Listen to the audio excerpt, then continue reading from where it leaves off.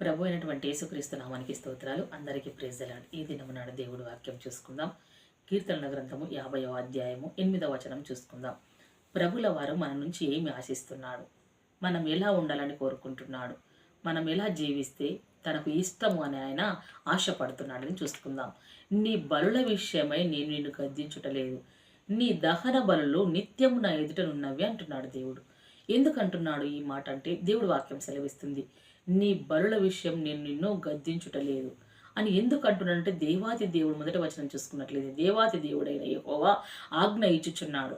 ఎందుకు ఆజ్ఞ ఇచ్చుచున్నాడు అంటే పడమటి దిక్కు నుండి తూర్పు దిక్కు నుంచి 4 దిశల నుండి నా ప్రజలను పిలువండి అంటున్నాడు. ఎందుకు పిలువమంటున్నాడు అంటే దేవాది దేవుడైన యెహోవా ఇక్కడ మాట అంటున్నాడు. ఆయన పిలువండి అంటున్నాడు. భూరిమాసులను రమ్మని ఆయన పిలుచుచున్నాడు. పరిపూర్ణమైన సౌందర్యమట, పరిపూర్ణమైన సౌందర్యం గల సియోను నుండి దేవుడు ప్రకాశిస్తున్నాడు. ఎందుకు? తన ప్రజలను వెలిగించుట కొరకు ప్రకాశిస్తున్నాడు. ఆయన పిలుస్తున్నాడు.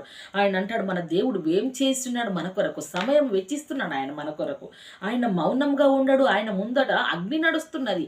అంటే మనం ఏ విధంగా ప్రవర్తిస్తున్నాం, మనల్ని ప్రభుల వారు పిలిచినప్పుడు ఆయన పరిపూర్ణమైన సౌందర్యం గల సియోనులో నుండి ప్రకాశిస్తున్నాడు.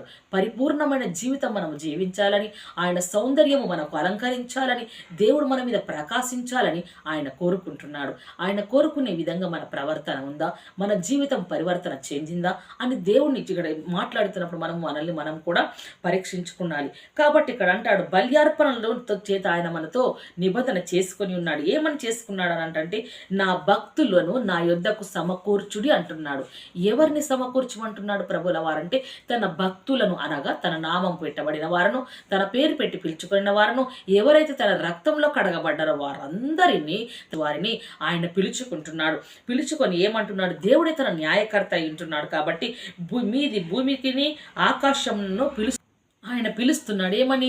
ఇజ్రాయేలు ఏమంటున్నాడు ఇక్కడ, ఇజ్రాయేలు ఆలకింపము, నేను నీ దేవుడను అంటున్నాడు. నేను నీ దేవుడను, నేను నీ మీద సాక్ష్యము పలికెదను, నీ దహన బలులు కోరట్లేదు నేను, ఇవన్నీ నావే. కింది వరకు చూసుకున్నట్లయితే గొర్రె మేకలు అన్నీ నాయే, ఏమంటాడు ఇక్కడ అంటాడు, 1000 కొండల మీద పశువులన్నీ నావే కదా, పొలములోని పక్షాదులన్నీ నావే, నేనే ఇచ్చినవన్నీ నీవు నేనిచ్చినవన్నీ నా దగ్గరికి తీసుకొని వచ్చి నేను బలులు అర్పిస్తున్నాను అని అంటే వాటి అందు నాకు ఇష్టం లేదు. నిత్యము నీ బలులు నా ఎదుట ఉన్నవి, నీ దహన బలులు ఉన్నవి ఇంకా అంటున్నాడు అని ప్రభువుల వారు అంటాడు. ఏమని? వృషభముల యందు ఆయన కట్ట ఏమాత్రం వృషభములను నే మాంసము నేను తిందునా, పొట్టిళ్ళ రక్తము నేను త్రాగుదును అంటాడు. దేవుడు రక్త పిచాచ?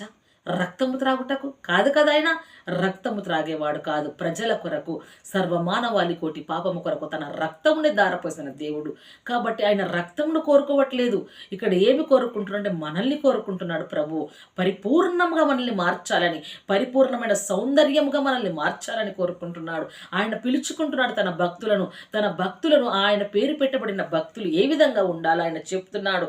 ఏమంటున్నాడు? దేవునికి స్తుతి యాగము అర్పించుము, స్తుతి యాగము అర్పించుము అని అంటున్నాడు. ఎందుకు అంటున్నాడు? స్తుతి యాగము అర్పించేవాడు దేవుణ్ణి మహిమపరుస్తున్నాడని దేవుడు వాక్యం సెలవిస్తుంది కదా. మన జీవితాలలో దిద్దుబాటు కొదువైంది. మనం ఏమనుకుంటున్నామంటే అలవాటు ఆచారముగా మనం ఇక్కడ ప్రవర్తించినట్టుగా మన పరిస్థితులు అన్నీ మనం కనబడుతున్నాయి. అదేవిధంగా మనం చూసుకున్నట్లయితే ధర్మశాస్త్రమును ఆదేశించి ఎలానట బలులు ఇజ్రాయేలు వారు ఎడతెగక తీసుకొని వస్తున్నారు. ఆ కాలంలో ఎలానట ధర్మశాస్త్రమును ఆదేశించిన రీతిగా ధర్మశాస్త్ర కాలంలో, ఆ కాలంలో ఈ తప్పు చేస్తే ఈ పావురము, ఈ పాపం చేస్తే ఈ మేక అనేటి కొన్ని నిబంధనలు ఉన్నాయి. వాటి చేతనే ఇంకనూ వారు సంతృప్తి కలిగించాలి దేవుడికి అనుకుంటున్నారు, సంతృప్తి కలుగుతాడు అని అనుకుంటున్నారు. కాబట్టి ఇక్కడ చూసుకున్నట్లయితే వస్తారు వారు. అయితే వారిలో కొందరు ఆ జ్ఞానంలో ఉండి అవి దేవునికి అవసరం అనుకుంటున్నారు కదా. అంటే దేవుని యందు జ్ఞానము లేక అజ్ఞానంలోని బ్రతుకుతూ అవి దేవునికి అవసరం అనుకుంటున్నాడు. కానీ ఆయన చెప్పాడు, అవన్నీ ఉన్నావే, నేను రక్తము త్రాగను అని అన్నాడు. అంటే యెహోవా యందు భయభక్తులు లేని సమయమును బట్టి మనం అజ్ఞానం మనకు వస్తుంది అన్నట్లు. యెహోవా యందు భయభక్తులు కలిగి ఉంటే జ్ఞానమునకు మూలం అంటాడు. దేవుని ఆత్మ జ్ఞాన వివేచనలకు ఆధారం ఆత్మ. దేవుని మనం ఆధారంగా చేసుకున్నప్పుడు, దేవుని యందు భయభక్తులు నిలిపినప్పుడు ఆయన జ్ఞానం మనకు అనుగ్రహించని ఉంటాడు. అప్పుడు మనం యోచిస్తాం, ఏది మంచి, ఏది చెడు, ఏది చేయాలి, ఏది చేయకూడదు అని. ప్రభుల వారు చెప్పింది చేయకపోవడము, చెప్పని చేయడం వల్ల ఆయనకు ఆయాసం పుట్టిస్తున్నాము. ఆయనను మనము బాధపరిచిన వారమై ఉంటున్నాం. ఇక్కడ అంటాడు ఇలాంటి వాటినన్నిటిని చూసినట్లయితే ఇలాంటి వాటిని బట్టి ఆచారాలు అలవాట్లుగా ఇలా చేస్తున్నారు వారు. దేవునికి అవసరం అనుకొని చేస్తున్నారు కాబట్టి ఆయనకు దేవునికి అనగా దేవునికి సంతృప్తిని ఇస్తాయని భ్రమలో వారు బ్రతుకుతున్నారు. కాబట్టి అవి దేవునికి సంతృప్తిని ఎలా ఇస్తాయి? దేవుడు ఏమి కోరుకుంటున్నాడు?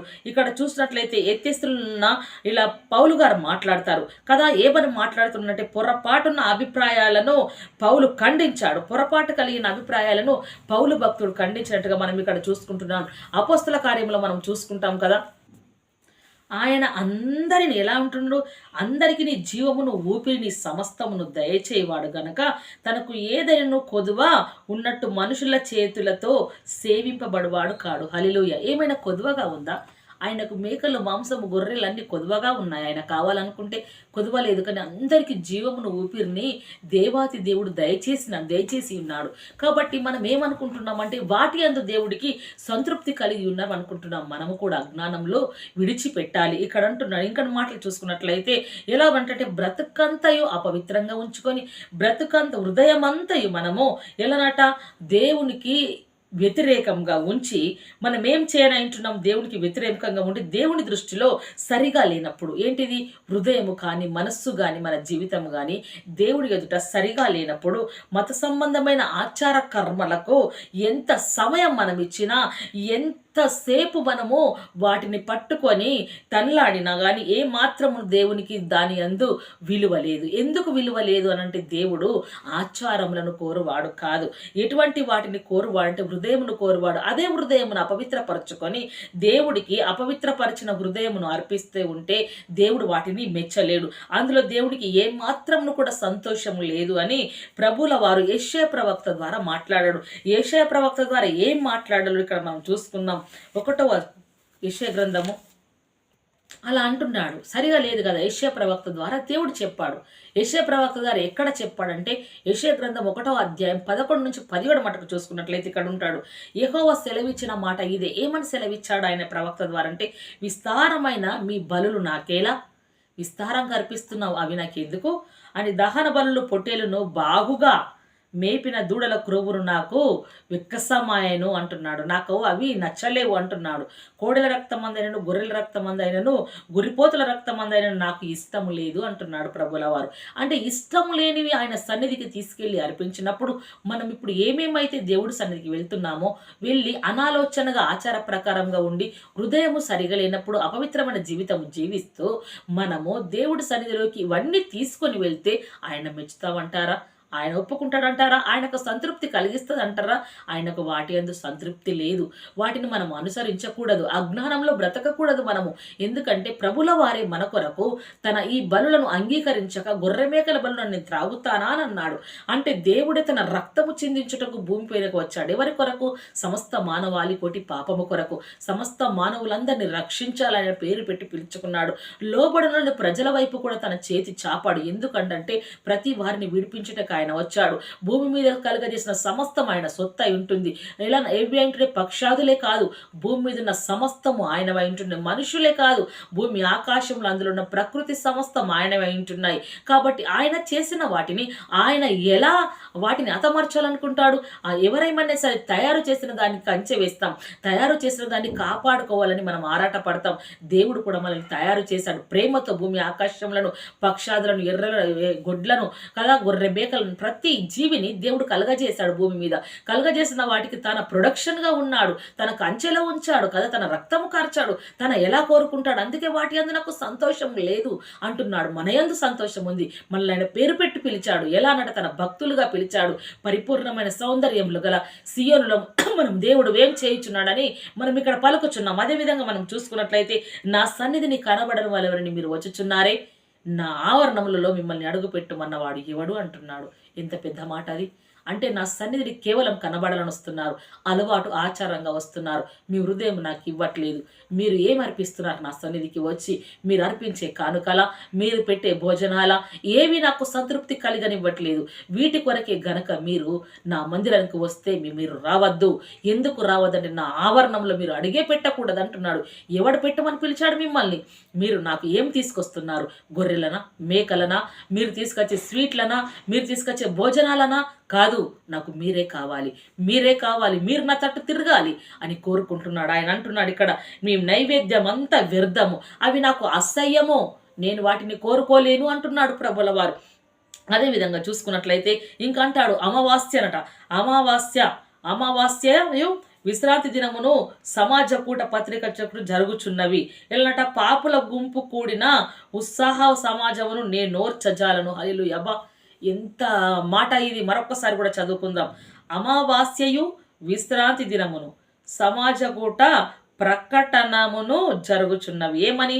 పాపుల గుంపు కూడిన ఉత్సాహ సమాజమును నేనోర్చజాలను అంటున్నాడు.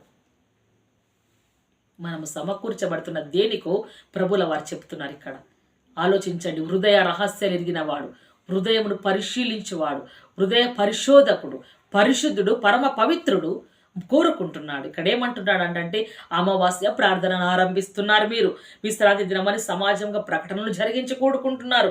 పాపుల గుంపు ఉత్సాహ సమాజముగా నేను ఓర్చజాలను అంటే మనం ఏం అనుసరిస్తున్నాము, ఏముంటున్నాము అనేది ఆయన చెప్పి, ఆ గుంపును నేను అనుసరించను, ఆ గుంపును నేను ఆలకించను, ఆ గుంపును నేను ఓర్వజాలను అంటున్నాడు అని అంటాడు దేవుడు. అవి నాకు బాధాకరములు, వాటిని సహింపలేక విసిగియున్నాను అంటున్నాడు. అంటే నిత్యము మనము విశ్రాంతి దినము నాడు దేవుడి మందిరంకి వెళ్తున్నాం, ప్రార్థనలు చేస్తున్నాం, ఇవన్నీ చేసిన దేవుడికి ఏమీ సంతోషం లేదట. వాటన్నిటి యందు దేవుడు విసిగిపోయాడట. అబ్బా, నేను విసిగిపోయాను, నాకు ఇవి కాదు కావలసినది అంటున్నాడు. ఇంకను అంటాడు, ఏమనంటాడు, మీరు చేతులు చాపినప్పుడు మిమ్మల్ని చూడక నా కన్నులు కప్పుకొందును అంటున్నాడు. అలవాటాచారమైన ఆరాధన చేయకూడదు, జీవము లేని ఆరాధన చేయకూడదు, జీవము లేని జీవితము జీవించకూడదు, జీవము లేని క్రియలను జరిగించకూడదు. ఎందుకు అనగా జీవాధిపతి అయిన దేవుడు సజీవుడు ఉంటున్నాడు. ఆయన జీవము కలిగిన ఆరాధనలో ఉంటాడు. ఆ జీవం కలిగిన ఆరాధనలో మనం ముందు ముందు చూద్దాం. కాబట్టి మనం చేయెత్తి ప్రార్థన చేసిన ఆయన చూడడంట, ఆయన కన్నులు కప్పుకుంటానంటున్నాడు. కాబట్టి మీరు బహుగా ప్రార్థన చేసిన నేను వినను అంటున్నాడు. ఎందుకు మీ చేతులు రక్తంతో రెండుకొని ఉన్నవి అంటున్నాడు. ఏమర్పిస్తున్నావు, ఏమి చేస్తున్నావు, ఎక్కడ ఏమి చేసి వచ్చావు నీవు, కాబట్టి అవి నేను వినను. నువ్వెంత ప్రార్థన చేయి, దీర్ఘ ప్రార్థన చేయి, గంటల ప్రార్థన చేయి, నీ ఉపవాస ప్రార్థనలు చేయి, నీ తల తీసి నేలకు కొట్టుకో, నేల తీసి తల కొట్టుకో, రాయి తీసి నెత్తి మీద పెట్టుకో, ఇసుక భారం అన్నట్టుగా ఆ రీతిగా నువ్వు ఉండినను సరే, నేను నీ ప్రార్థన వినను అంటున్నాడు. ఎందుకనంటే ఆయన చేయట్లేదు. కాబట్టి ఇక్కడ అంటున్నాడు, ఆయన ఏమంటున్నాడంటే మీ దృష్టియలు నాకు కనబడకుండా వాటిని తొలగింపమంటున్నాడు. ఎలానట? మిమ్మును కడుక్కొని శుద్ధి చేసుకుని. హల్లెలూయా. మిమ్మల్ని కడుక్కొని శుద్ధి చేసుకొని మీ దృష్టిలన్నీ తొలగించివేయండి, తీసివేయండి, మిమ్మల్ని మీరు పరిశుద్ధపరచుకోండి అంటున్నాడు. అని కీడు చేయటం మాలి మీరు మేలునే నేర్చుకోండి అంటున్నాడు దేవుడు వాక్యము కదా. తండ్రి లేని వారికి న్యాయము తీర్చుడు, విధవరణ పక్షంన వాదించుడి అంటున్నాడు. అంటే కావలసిన ఆరాధన ఏమిటి దేవుడికి? నీతి న్యాయము. కీడు చేయకు, నువ్వు మేలు చేసి ఆరాధన చేయి, నీవు న్యాయం మాట్లాడి ఆరాధన చేయి, నీవు పేదవారిని చేర్చుకొని ఆరాధన చేయి, జీవం కలిగిన నా మాటలు విని నా యందు భయభక్తులు కలిగి నీవు ఆరాధన చేయి అని దేవుడు మాట సెలవిస్తున్నాడు. అదేవిధంగా చూసుకున్నట్లయితే ఇక్కడ వాక్యం ఇదే విషయం గురించి మనము తీవ్రంగా విమర్శించాడన్నట్లు. ఆ విషయంలో ఏమంటున్నాడు ప్రభుల వారు కూడా, యేసు ప్రభు కూడా పరిచయులతో తీవ్రంగా ఎందుకు విమర్శించాడంటే ఆయన కూడా చెప్పాడు ఏమని, మీరు ఇటువంటి అలవాటు ఆచరణ ప్రకారం మీరు జీవించకూడదని. మత్తయి సువార్తలో చూసుకున్నట్లయితే 23వ అధ్యాయంలో మనం చూసుకున్నట్లయితే ఇక్కడ దేవుడు వాక్యం సెలవిస్తుంది కదా. ఆ 23వ అధ్యాయం అంతా కూడా మనం చూసుకున్నచ్చు. అక్కడ అంటాడు, ఆధ్యాత్మిక జీవనము మనలో లేనప్పుడు మనం ఎన్ని ఆరాధనలు చేసినను వ్యర్థమే. ఎందుకు? ఆధ్యాత్మిక జీవితంతోని ఆరాధన కావాలంటే దేవుడు ఆత్మ ఉంటున్నాడు, దేవుడు పరిశుద్ధ ఆత్మ ఉంటున్నాడు, ఆయన ఆత్మ స్వరూపి ఉంటున్నాడు, ఆంతర్య పురుషుడు ఉంటున్నాడు, అంతరంగమును పరిశోధించువాడా ఉంటున్నాడు, అంతరంగమును వెలిగించువాడా ఉంటున్నాడు. ఉంటున్నాడు, అంతరంగమును బలపరచు వాడై ఉంటున్నాడు. కాబట్టి ఆయన అనుకుంటున్నాడు, ఇక్కడ ఆయన కోరుకుంటున్నాడు కదా. అదే విధంగా మనం చూసుకున్నట్లయితే ఆయన అంటాడు కదా, ఆధ్యాత్మిక జీవనంలో మనము లేని వారమై ఉంటే ఏమి బ్రతకలేం. కాబట్టి దేవుడంటే, ఆయన వాక్ అంటే అవిధేయత కలిగిన వారు, దేవుడంటే ఆయన మాట అంటే ఇష్టం లేని వారు అనేకులై ఉంటున్నారు కదా. ఈ రోజులలో కూడా మనం చూసుకున్నట్లయితే అనేకులు ఎలా ఉన్నారనంటే, దైవారాధనకి వెళ్తున్నామంటే వెళ్తున్నాం, హృదయంలో పరిశుద్ధత లేదు కదా, మన జీవితంలో పవిత్రత లేదు. మనము దేవుణ్ణి ఎలానట అలవాటు ఆచారంగా ఇలా ఆయన వాక్కు మీద మనకి ఇష్టం లేదు, ఆయన ఆయన ఆయన మీదనే మనకు శ్రద్ధ లేదు. కాబట్టి ఇటువంటి వారి రోజులలో తయారయ్యారు. కాబట్టి అటువంటి జీవితము జీవించకూడదు అంటున్నాడు దేవుడు. కాబట్టి ఎందరో అయితే ఇంకా కొందరిని చూసుకున్నట్లయితే రొట్టె విరిచే కార్యక్రమానికి సంబంధించిన ఆరాధన అసలు జరుగుతుందా అని చూసుకున్నట్లయితే ఎలానట ఆరాధన విధానాలను చూసినట్లయితే నిజమైన జీవము గల దేవుణ్ణి, నిజమైన ఆరాధన మనం ఇప్పుడు చేయాలంటే రొట్టె విరిచే సమయంలో కూడా చేసే ఆరాధన అతి పవిత్రంగా ఉండాలి. ప్రవ్వా, మేము పాపాత్ములం, నువ్వు పరిశుద్ధుడవు ప్రవ్వా, అయ్యా గొర్రె మేకలు కాదయ్యా, మా ప్రాణాత్మ దేహాలు నీకు అర్పిస్తున్నాం, నీ బలిపీఠం చెంత వాటిని పెడుతున్నాము ప్రవ్వా, మమ్మల్ని అంగీకరించండి ప్రవ్వా అని ఎడ్లకు బదులుగా పెదవులను అర్పించాలి కదా. మనం అలా ఆ విధంగా చేసి దేవుడి సన్నిధిలో విరిగి నలిగిన మనసు చేత ప్రార్థించే వారమై ఉండాలి. అలా ప్రార్థిస్తున్నప్పుడు ప్రభుల వారు తప్పకుండా మన ప్రార్థన ఆలకిస్తాడు. కాబట్టి అది అలా లేకుండా అనుసరిస్తూ ఉన్నారు. కాబట్టి ఇలాంటి ఆరాధన ప్రజలు ఏమనుకుంటారంటే వ్యర్థంగా దేవుడు అనుకుంటున్నాడు, వ్యర్థం అంటున్నాడు దేవుడు వాటిని. మరి ఎలాంటి ఆరాధన చేయాలి అని అంటే ఇక్కడ మనం చూసుకున్నట్లయితే హృదయము ఆయన వైపు త్రిప్పాలి. మొట్టమొదటగా ఆయన వైపు త్రిప్పి హృదయములో దేవుని చేర్చుకొని విరిగి నలిగిన మనస్సు చేత ఆయనను వేడుకొనాలి. ప్రభా, మేము పాపాత్ములము, మేము ద్రోహము చేశాం, మేము తిరుగుబాటు చేశాం, మమ్మల్ని శుద్ధీకరించండి అని పశ్చాత్తాపడాలి. ఆయన కోరుకుంటున్నది అదే. ప్రవ్వా, మేము నీకు ఆయాసంగా జీవించాం, నీకు అయిష్టమైన కార్యములు జరిగించి ఈ గొర్రె మేకలన్నీ తీసుకొచ్చి అర్పించాం, వాటి చేత నీకు తృప్తి